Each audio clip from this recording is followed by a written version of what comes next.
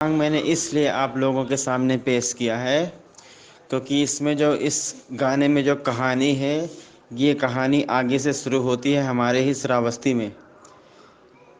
इसी वजह से मैंने ये गाना इसमें डाला है कि आप लोग जानें कि इसके आगे क्या हुआ था। जब भगवान राम ने आदेश दिया लक्ष्मण को कि सीता जी को वन में छोड़ आओ, तो जब वो वन में छोड़ आए तो वन में छोड़ने के बाद से आगे की जो कहानी स्टार्ट होती है, वो कहानी यही हमारे श्रावस्ती में हुई थी। और ये सीताद्वार मंदिर इसी वजह से बनवाया गया है क्योंकि लोग कुछ यहीं पे पैदा हुए थे। काफ़ी गौरवशाली इतिहास रहा है हमारे श्रावस्ती का।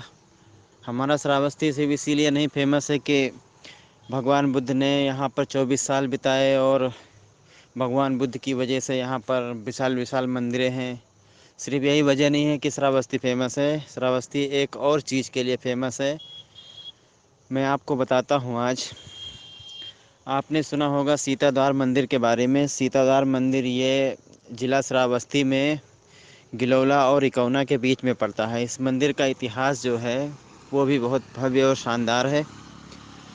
कहते हैं जब भगवान राम ने लंका विजय की, जब लंका पर उन्होंने जीत दर्ज किया, उसके बाद वो अयोध्या लौट कर आए और अयोध्या लौटने के बाद उनका राज्याभिषेक हुआ और वो राजा बने।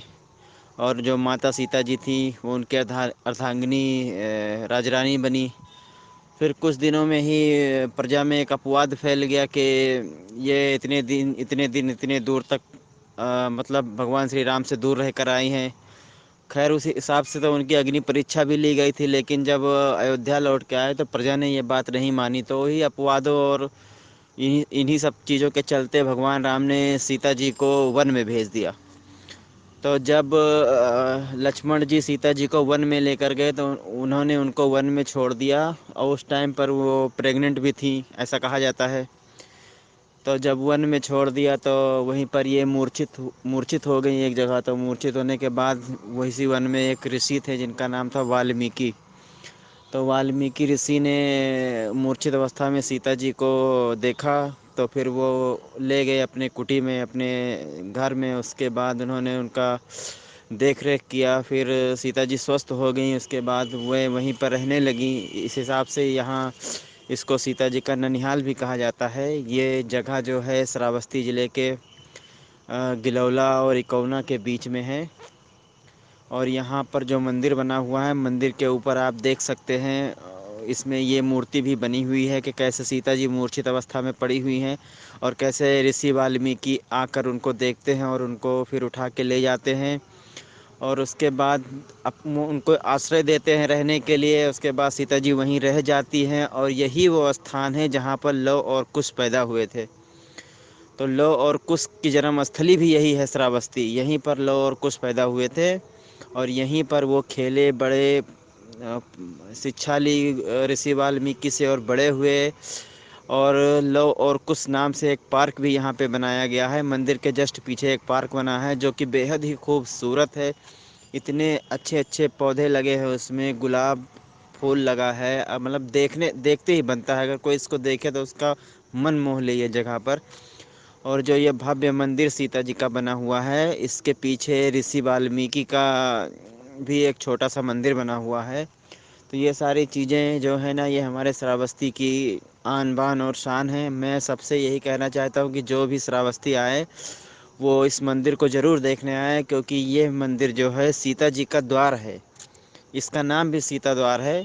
ये सीता जी का द्वार है। सीता जी यहाँ पर रही थी, बहुत दिन तक रही थी। एक हिसाब से ये उनका ननिहाल भी है। और जैसा कि सब लोग जानते हैं, श्रावस्ती कौशल ये पहले राजधानी थी। सैकड़ों की संख्या में यहाँ लोग आते हैं सीता माँ के इस मंदिर का दर्शन करने के लिए। ये मंदिर जो है हर वक्त श्रद्धालुओं से घिरा रहता है। लोग आते हैं, पूजा पाठ करते हैं। इस मंदिर की एक ख़ास बात और है कि श्रावस्ती में जो सबसे बड़ा मेला लगता है, पूरे श्रावस्ती ज़िले का सबसे बड़ा मेला जो 5 दिन के लिए लगता है, वो सीताद्वार मेला भी यहीं लगता है। और इतनी भीड़ होती है इस मेले में कि आप ठीक से चल भी नहीं सकते। वो 5 दिनों का मेला लगता है और यहाँ पर सीताद्वार मंदिर के पीछे एक सरोवर है, एक तालाब है। कहते हैं कि जब सीता जी मूर्छित हो गई तो पानी नहीं मिला था, तो ऋषि वाल्मीकि ने, या शायद ठीक से मुझे याद नहीं है, किसी ने एक तीर मारा था, तब से यहाँ पर पानी ही पानी हो गया। और आज तक इतिहास गवाह है, इतने साल बीत गए, ये पानी कभी भी सूखा नहीं आज तक। ये पानी कभी भी नहीं आज तक सूखा, क्योंकि जब सीता जी मूर्छित हुई थी तो इसी इसी के पानी से उनको कॉन्शस किया गया था। पहले से वो अनकॉन्शस पड़ी हुई थी रास्ते में। तो उस हिसाब से मैं सबको ये कहना चाहता हूँ कि हमारा जो श्रावस्ती है, इसका इतिहास तो बहुत पुराना है, बहुत गौरवशाली है। हर चीज़ यहाँ पर आपको देखने को मिलेगी। और जो भी अगर श्रावस्ती आता है तो मैं उनसे अनुरोध करता हूँ कि जब भी आइए आप जाइए, देखिए सीताद्वार मंदिर।